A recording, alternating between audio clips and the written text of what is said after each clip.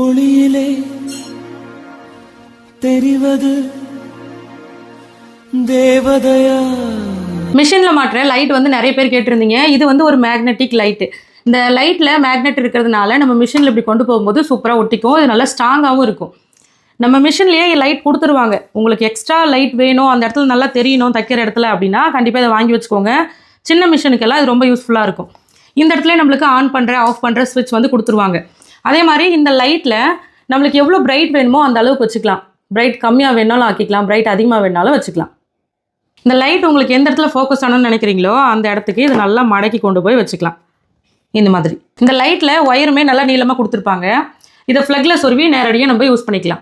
Light stock தீர்ந்து போச்சுன்னு சொல்லியிருந்தேன். இப்போ திரும்பவும் நான் ரீஸ்டாக் கொண்டு வந்திருக்கேன்.